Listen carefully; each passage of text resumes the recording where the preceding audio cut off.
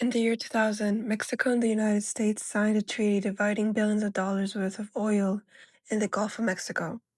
The negotiations were tense. The stakes were enormous. And at the center of it all was an island that has appeared on maps for over 400 years. There was just one problem. When Mexican officials sent ships to find it, they discovered nothing but open water. This is the story of Bermeja Island, a speck of land that may never have existed, but still managed to cost Mexico $22 billion in oil rights.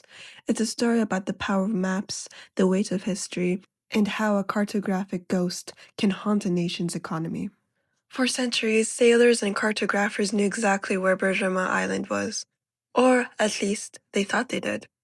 The island first appeared in 1539 in a Spanish atlas called Islario General, a comprehensive catalogue of the world's islands. The cartographer Alonso de Santa Cruz placed it in the Gulf of Mexico, off the northern coast of Mexico's Yucatan Peninsula. He marked it clearly. He even gave it a name, Bermeja. In Spanish, that means reddish, suggesting that someone at some point had actually seen it, maybe noticed the color of its soil or its vegetation. And once Bermeja appeared on the first map, it stayed there. Through the 16th century, the 17th, and the 18th, it appeared on Spanish naval charts, on Mexican government maps, on international atlases. In 1846, a prominent American cartographer named Henry Tanner published a detailed map of Mexico, and there it was again. Isla Bermeja, a tiny dot in the Gulf. By the 20th century, Bermeja had been on maps for over 400 years. To anyone looking at these charts, this wasn't speculation, this was a fact. Mexico had an island in the northern Gulf. Its coordinates were known, its existence was documented, except that nobody had actually confirmed it was there. The first real questions came in the late 1990s, when satellite technology and GPSs made it easier to verify what was and what wasn't actually on the planet's surface. Mexican authorities reviewed their maritime claims and realized something unsettling. Bermeja wasn't showing up in modern satellite imagery. So in 1997, they decided to settle the question. Mexico's National Autonomous University, working with the Mexican Navy, launched an expedition to locate Bermeja at its documented coordinates, roughly 22 degrees north latitude, in the open Gulf waters. They brought research vessels, advanced sensing equipment, they scanned the surface, they mapped the seabed below. They found nothing. No island, no reef, no shallow shoal, just deep ocean. The result was baffling, enough that Mexican officials authorized a second, more comprehensive search in 2009. This time, they deployed aircraft, ships, and sonar. They covered the entire area where Bermeja should have been. They used deep-sea bathymetry equipment aboard a research vessel called the Justo Sierra. The conclusion was definite. Bermeja did not exist at the given coordinates. There was no trace of it above water, no evidence of it below. The seafloor in that area was deep, too deep for an island to have recently sunk without leaving some kind of geological signature. In official reports, Mexican authorities declared Bermeja non-existent, a phantom island, a cartographic ghost. But by then, the damage was already done. To understand why this mattered so much, you need to understand how maritime law works. Under international law, a country's exclusive economic zone extends 200 nautical miles from its coastline. Within that zone, the country has the sole right to extract resources: fish, minerals, oil, natural gas. It's sovereign territory in economic terms. And here's a crucial detail. Small islands count. If you have an island, even a tiny one, you can claim 200 nautical miles of ocean around it. Had Bermeja been real, Mexico could have drawn 200-mile circle around it. That circle would have pushed Mexico's maritime boundary deep into the Central Gulf, into an area geologists believed held massive petroleum deposits. Without Bermeja, the situation was different. The distance between Mexico, Yucatan coast, and the United States coastline created a gap a patch of international waters beyond either nation's 200-mile limit. This area became known as the Western Gap, or sometimes the Doughnut Hole. And beneath that gap, surveys suggested there was oil, a lot of oil. The figure that kept appearing in news reports was $22 billion. That was the estimated value of the hydrocarbon reserves that Mexico stood to lose access to if Bermeja didn't exist. It was a number dramatic enough to turn a geographic curiosity into national crisis. Bermeja stopped being just an island on a map. It became a symbol of potential wealth that was slipping away. When something this valuable disappears, people look for explanations. In Mexico, some of those explanations got dramatic. In the late 1990s and early 2000s, commentators and politicians often speculated that Bermeja hadn't simply vanished, it had been removed.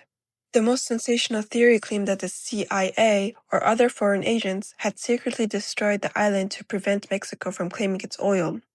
The logic, if you can call it that, went like this. The United States had a vested interest in keeping the Western Gap outside Mexican control, and eliminating Bermeja would accomplish that. And since the island conveniently disappeared right around the time to the treaty negotiations, the timing seemed suspicious. Some Mexican lawmakers took these theories seriously enough to demand investigations. One senator claimed that Bermeja had sunk 40 meters. Another politician who had been probing the island's fate died under circumstances that fueled even more speculation. But the actual evidence showed nothing. When Mexico's Congress requested information from intelligence agencies, both Mexican and informally American, they found no indication of any covert operation. No declassified documents, no whispers of a plot. The U.S. State Department, and CIA have never acknowledged anything related to Bermeja. Geologists and oceanographers pointed out that if a sizable landmass had exploded or been somehow eliminated in recent history, there would be detectable remnants, disturbances in the seabed, debris, some kind of physical evidence. The 2009 expedition found none of that. The ocean floor was undisturbed, deep, old. Most experts concluded that Bermeja was never there to begin with. It was a phantom island, a cartographic error that got copied from map to map for centuries. Maybe someone reported seeing something in the 1500s, a floating mass of pumice, a temporary sandbar, a navigation mistake, and it ended up in the official record. Once it was on one authoritative map, other map makers copied it. That's how errors propagate. The conspiracy theories made for compelling headlines, but they didn't match the science. While the theory swirled, the two governments had a practical problem to solve: what to do with the Western Gap. Throughout the 1990s, Mexico and the United States negotiated over the area's future. Both nations wanted access to the potential oil and wealth. Both knew that without some kind of agreement, the gap would remain legally murky, open to competing claims, international disputes, even exploitation by third parties. In June 2000, they signed a treaty on the delimitation of the continental shelf in the western Gulf of Mexico beyond 200 nautical miles. It was a mouthful of a title for a straightforward solution. They drew a line through the middle of the gap and split it roughly in half. But the treaty included an interesting provision. Neither side would be allowed to drill in a narrow zone straddling the boundary of 10 years. This moratorium was designed to prevent either country from slant drilling into the other's territory and to allow time for further cooperation on managing the resources responsibly. The Mexican Senate initially delayed ratifying the treaty. Some lawmakers insisted on waiting until the 1997 search results were confirmed. They wanted to be absolutely certain that Bermeja wasn't out there, waiting to be found. Only after the expedition came back empty-handed did Mexico proceed with ratification. It wasn't an easy decision. There was public and political pressure. Some accused the government of giving up too easily. Others saw it as pragmatic, accepting reality and securing at least half of the contested area rather than risking everything in a prolonged legal battle. In the end, Mexico signed. And in doing so, it's effectively conceded that Bermeja, the island that has been on maps since 1539, did not exist. The Phantom Island had shaped a treaty, and that treaty determined who would control billions of dollars in oil. Even now, decades after the searches, the mystery of Bermeja hasn't entirely let go of the public imagination. How did an island that never existed appear on maps for over 400 years? How did so many cartographers across so many nations and centuries all copy the same mistake?